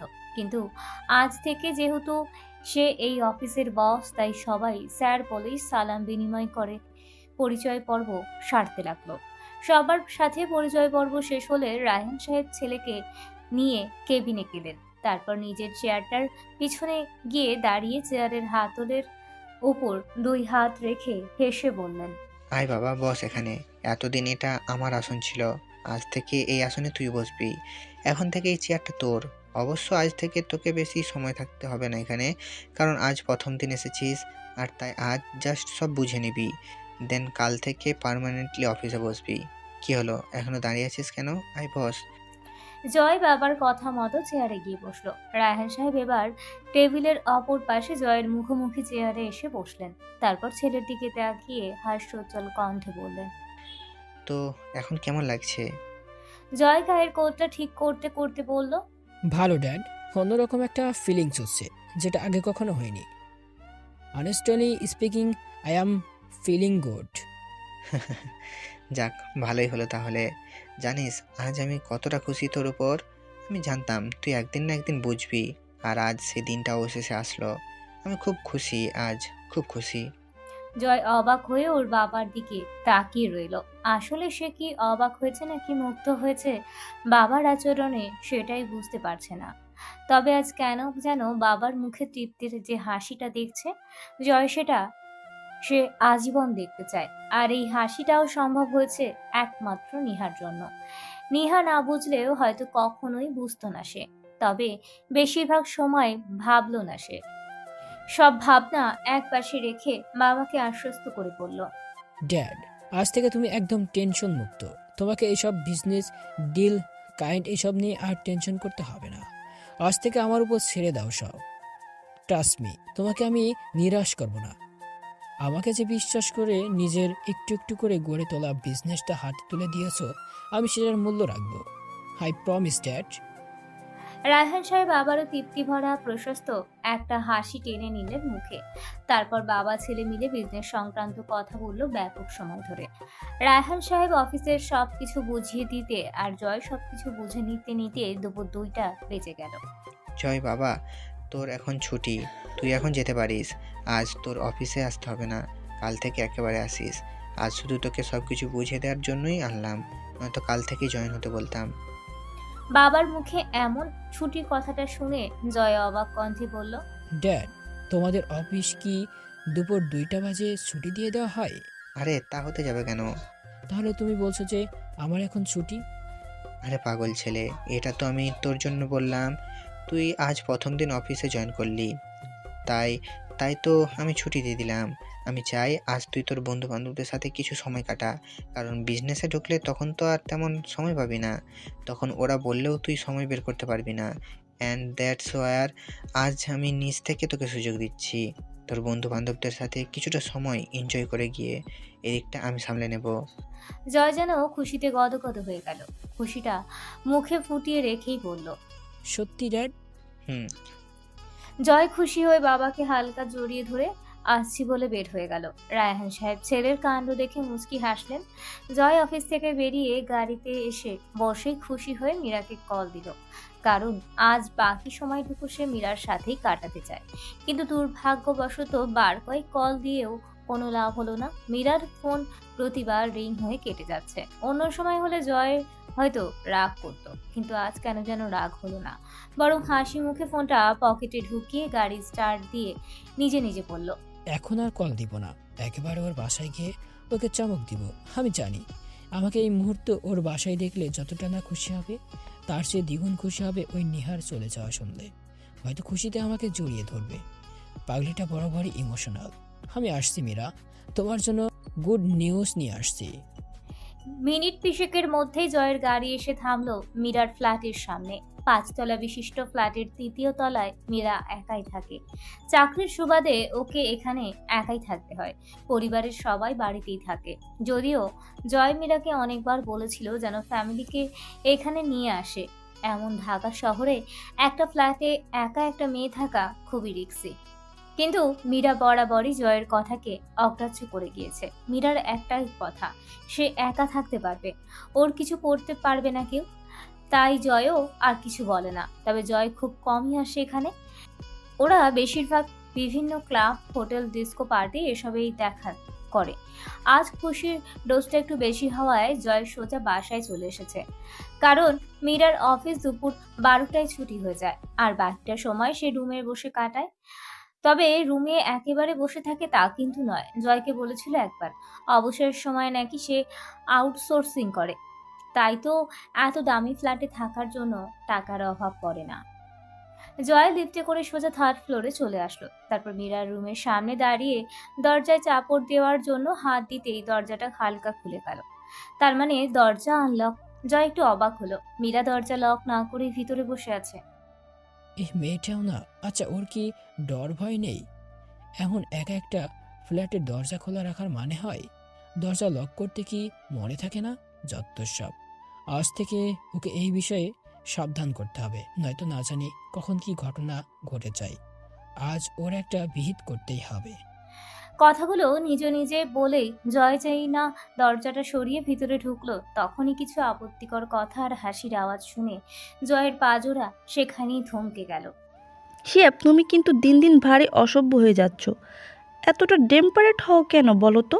প্রতিদিন 3 ঘন্টা করে সময় দেওয়ার পরও কি তোমার মন ভরে না? হো জান, তুমি বুঝো না কেন বলো তো? তোমাকে কাছে পেতে যে আর ছাড়তে ইচ্ছে করে না। তোমাকে কি করে বোঝাবো যে তোমাকে 3 ঘন্টা সময়ের জন্যে কাছে পেয়ে আমার পোষায় না। মীরার সাথে একটা ছেলের কণ্ঠ শোনা যাচ্ছে। জয়ের বুঝতে দেরি হলো না, কথাগুলো বেডরুম থেকেই আসছে। মুহূর্তেই যেন রাগে জয়ের চোখ মুখ রক্তবর্ণ ধারণ করলো। এক মুহূর্ত দাঁড়িয়ে না থেকে কত পায়ে এগিয়ে গিয়ে মীরার বেডরুমের দরজাটা ধাক্কা দিয়ে খুলে ফেললো। দরজাটা খুলে সামনে তাকাতেই জয় যেন 440 ভোল্টের শক খেল। মীরাকে সে এই অবস্থায় দেখবে সেটা কখনো কল্পনাও করেনি। মীরা কিনা ওকে ধোকা দিল। জয় নিজের চোখে বেশিক্ষণ সেদিকে ধরে রাখতে পারল না। দ্রুত চোখটা নিচের দিকে নামিয়ে নিল। নিচের দিকে তাকিয়ে ঝাঁঝালো কণ্ঠে বলল, বাহ, আজকাল তাহলে আউটসোর্সিং নামে রুম ডেটও হয়? হঠাৎ কারোর আওয়াজ কানে আসতেই মীরা আর শিহাব দুজনেই চমকে দরজার দিকে তাকালো। আর জয়কে দেখতে পেয়ে দুজনেই যেন অবাকের চরম পর্যায়ে পৌঁছে গেল। জয় নিচের দিকে তাকিয়ে আছে। মীরার মুখ থেকে অস্ফুট স্বর বের হলো, জয়? জয় এই মুহূর্তে এখানে আসবে সেটা মীরা বা শিহাব কেউ যেন কল্পনাও করেনি। জয়কে দেখে দ্রুত দুজনেই অপ্রস্তুত হয়ে সেই অপ্রীতিকর অবস্থা থেকে উঠে নিজেদের সামলাতে ব্যস্ত হয়ে পড়ল। আর মিনিটের মধ্যেই দুজন নিজেকে আবৃত করেও নিল। মীরা গুটি গুটি পায়ে জয়ের সামনে গিয়ে দাঁড়িয়ে আমতা আমতা করে পড়ল, জয়, তুমি এই সময় এখানে? কেন, ডিভোর্স করলাম নাকি? আসলে কি বলো তো, ভুলটা আমার নয়, ভুলটা তোমাদেরই। এমন প্রাইভেট টাইম স্পেন্ড করার সময় দরজাটা অ্যাটলিস্ট বন্ধ রাখতে পারতে। আমি তাহলে আর এসব দেখতাম না। জয়, আসলে সব নিজের কানেই শুনলাম, আর কিছু বলার দরকার নেই। আমার ভাবতে ঘৃণা হচ্ছে যে আমি তোর মতো একটা মেয়েকে ভালোবাসছিলাম। সি মীরা, সি, তুই এতটা লেম মাইন্ডের আমার আগে জানা ছিল না। আমি যদি আগে জানতাম তুই এমন নিচু স্বভাবের, তাহলে তোকে ভালোবাসা তো দূরের কথা, তোর সাথে কখনো কথাই বলতাম না। তোর মতো মেয়েরা তো কারো ভালোবাসা পাওয়ার যোগ্যই রাখিস না। সাথে সাথে মীরা তাচ্ছিল্য হেসে উঠল। তাচ্ছিল্য হেসে বলল, আরে তুই আমাকে কি ভালোবাসবি? আমি তো তোকে ভালোবাসি না। তোর মতো ছেলেকে ভালোবাসবে? হ্যাঁ, তোকে তো প্লে বয় বললেও ভুল হবে না। তোর তো একটা দিয়ে হয় না, তোর ঘরে একজন লাগে আবার বাইরে একজন লাগে। তুই তো হেব্বি মাল রে। তুই কি মনে করেছিস তোর সাথে দেখা করি, কথা বলি, পার্টি ক্লাব এসবে যাই বলে তোকে আমি ভালোবাসি? তাহলে বলবো তুই ভুল ভাবছিস, কারণ আমি নেহার মতো অতটাও বোকা নই যে নিজের স্বামীকে অন্য কারোর হাতে তুলে দিব। আমি অতটাও মহৎ নই। আমি তো জাস্ট তোর সম্পত্তির জন্য তোর সাথে ভালোবাসার অভিনয় করতাম। ভেবেছিলাম তোকে কোনো রকম বিয়েটা করে তোর সব সম্পত্তি নিজের নামে করে নিব, কিন্তু তুই তো আমাকে বিয়েই করবি না, আর তোর সম্পত্তিও আমি আর এই জন্মে পাবো না। তাই ভাবলাম তোর জন্য আর অপেক্ষা না করে নিজের লাইফটা এবার সেটেল করেই নিই। তুই কি মনে করেছিস, হ্যাঁ, তুই বিয়ে করে বউ নিয়ে রাত কাটাবি আর আমি তোর অপেক্ষায় সন্ন্যাসী হয়ে বসে থাকবো? সেটা মোটেও না। তুই যেমন বিয়ে করে নিজের সুখটা খুঁজে নিয়েছিস, তেমন আমিও আমার সুখটা খুঁজে নিলাম হিসাব বরাবর, তোর জন্য শুধু শুধু। বাকি কথা আর শেষ করতে পারল না মীরা। তার আগেই জয় সজোরে একটা থাপড় বসিয়ে দিল মীরার গালে। জয়ের শক্ত হাতের চর খেয়ে মীরা গালে হাত দিয়ে হা হয়ে তাকিয়ে রইল জয়ের দিকে। ওর যেন বিশ্বাসই হচ্ছে না জয় ওকে থাপ্পড় দিয়েছে। ব্যাস, অনেক হয়েছে তোর লেকচার শোনা। আর না, তুই কি ভেবেছিস তুই বলবি আর আমি কাপুরুষের মতো চুপচাপ শুনে যাব? তা তো হবে না। এতক্ষণ তুই বলেছিস, এখন আমি বলবো। আরে তুই কাকে প্লে ভাই বলছিস? হ্যাঁ, যে তোকে পাগলের মতো ভালোবাসতো তাকে? নাকি যে তোর পথ যে এখনো বিয়ে হওয়ার 1 বছর পরও নিজের স্ত্রীকে ছুঁয়ে পর্যন্ত দেখেনি তাকে? তোর জন্য, শুধু তোর জন্য আমি আজ পর্যন্ত নেহাকে নিজের স্ত্রী হিসাবে মেনে নিইনি। শুধু তোকে ভালোবাসি বলে আমি ওকে স্ত্রীর অধিকার দিইনি, যে আমি এক ঘরে থেকেও নিজের স্ত্রীকে স্পর্শ করে দেখিনি। আজ পর্যন্ত তুই তাকে প্লে ভাই বলছিস? আরে আমি তো তোর জন্য সব ছেড়ে দিতে রাজি ছিলাম, আর তুই কিনা আমাকে প্লে ভাই বানিয়ে দিলি। বাহ বাবা বাহ, তুই পারিসও বটে। তোদের মতো মেয়েরা আসলে সব করতে পারে। তুই নিজেও তো আস্ত একটা পেলে গাল, তাই আমাকে তোর মতো ধরে নিয়েছিলি। বাট আফসোস, তুই খুব বড় ভুল করলি। তবে একটা জিনিস ভালোই হয়েছে, আর সেটা হলো তোকে আমি চিনতে পেরেছি। তোদের মতো মেয়েদেরকে আসলে শুধু বিছানা পর্যন্তই নেওয়া যায়। ভালোবাসাটা এসব তোদের জন্য না। তোরা তো পুরুষদের টাকা আর শরীরই চিনিস। তোদের কাছে তো ভালোবাসার কোনো মূল্যই নেই। তুই বলেছিলি না আমার সম্পত্তির জন্য আমার সাথে ভালোবাসার অভিনয় করেছিলি? তা তোকে আর করতে হবে না, কারণ আজ থেকে না আমি তোকে চিনি আর না তুই আমাকে চিনবি। আসছি, গুড বাই। কথাগুলো বলে জয় আর এক সেকেন্ডও সেখানে দাঁড়ালো না। দ্রুত পায়ে মীরার বাসা থেকে বেরিয়ে গেল। আর মীরা সেখানেই থ হয়ে দাঁড়িয়ে রইল। আসলেই কিছু সময়ের মধ্যে ওর সাথে কি হয়ে গেছে সেটাই বুঝতে পারছে না সে। সবকিছু মাথায় আসতেই ধপ করে বিছানায় বসে পড়ল মীরা। রাগের বশে জয়কে সব বলে দিয়ে খুব বড় যে ভুল করেছে সেটা মীরা বুঝতে পারছে। জয়কে এভাবে সব বলে দেওয়া উচিত হয়নি। মীরাকে ধপ করে বসে পড়তে দেখে শিহাব চিন্তিত কণ্ঠে বলল, মীরা, ঠিক আছে তুমি? আমার সব শেষ হয়ে গেছে শিহাব, সব শেষ হয়ে গেছে। মানে? মানে হলো, আমি রাগের বশে আমার খারাপ উদ্দেশ্যের কথা জয়কে বলে দিয়ে অনেক বড় ভুল করেছি। আমি নিশ্চিত জয় আমাকে জেলের ভাত না খাইয়ে ছাড়বে না। তাহলে এখন কি করতে চাও? কাটা উপড়ে ফেলো। মানে তুমি যা বলছো ভেবে বলছো তো? আমি একদম ভেবে চিনতে বলছি। গো ফাস্ট, চলো আমিও যাব তোমার সাথে। এইভাবে দিনের বেলা নাইটি পরে বের হবে তুমি? লোকে কি বলবে? গাড়ি তো এনেছো নিশ্চয়ই? হ্যাঁ, এনেছি। তাহলে বেশি বকবক না করে তাড়াতাড়ি চলো, নয়তো পাখি ফ্রুত হয়ে যাবে। বলে দুজনে দ্রুত বাসা থেকে বেরিয়ে পড়ল। মামা, আর কতক্ষণ লাগবে ট্রেন ছাড়তে? প্রায় ৮ ঘন্টা ধরে সিটে বসে আছি। 3:30টায় ছাড়বে বলে 4টা বাজতেছে, এখনো তো ছাড়ের নাম গন্ধ নাই। ট্রেনে জানালার পাশে একটা সিটে বসে বিরক্ত হয়ে কথাগুলো বলল নিহা। পাশে একজন বয়স্ক মহিলা বসেছেন। বয়স হবে হয়তো 50-এর ঊর্ধ্বে। ট্রেনের টিকিট কালেক্টর যখন বয়স্ক মহিলাটির থেকে টিকিট কালেক্ট করতে আসলো, তখনই কালেক্টরকে কথাগুলো বলল নিহা। নিহার আসলেই খুব বিরক্ত লাগছে। 4টা বাজতেছে আর এখনো ট্রেন ছাড়ছে না। এত দেরিতে ট্রেন ছাড়লে তো সে বাড়ি যেতে যেতে তো তার রাত 10টা বাজবে। আসলে ট্রেনের এই একটা সমস্যা, আগে যদি টিকিট না কেটে রাখে তাহলে বোঝা যাবে কত ধানে কত চাল। কালেক্টর কিছু না বলেই চলে গেলেন। হয়তো উনি নিজেও জানে না ট্রেন কখন ছাড়বে। নিহা বিরক্তি নিয়ে সিটে হেলান দিয়ে চোখ বন্ধ করে নিল। আর তখনই হঠাৎ করেই নিহার পার্সে থাকা মোবাইল ফোনটি হনহনিয়ে বেজে উঠল। এই সময় কল আসবে সেটা নিহা আশা করেনি। আর তার চেয়েও বড় কথা হলো, ও যে কখন ভুল করে মোবাইল পার্সে নিয়েছে সেটাও জানে না। মনে থাকলে হয়তো ফোনটা কখনোই নিত না। নিহা সোজা হয়ে বসে পার্স থেকে মোবাইলটা বের করতে করতে বিরক্ত হয়ে পড়ল। এই সময় আবার কে কল করছে? কেন যেন ভুল করে মোবাইলটা আনতে গেলাম। নেহা এসব বিড়বিড় করতে করতে মোবাইলটা চোখের সামনে এনে ধরলো। আর সাথে সাথে হাতটা অটোমেটিক মুখে চলে গেল, কারণ কলটা আর কারো নয়, রায়হান সাহেবের। এ কি, এই সময় বাবার ফোন? বাবা আবার কল দিচ্ছে কেন? কি করবো এখন? কল রিসিভ করবো নাকি করবো না? রিসিভ না করলেও তো বাবার কষ্ট পাবে। আর তাছাড়া জরুরি করে প্রয়োজনও তো কল দিতে পারে।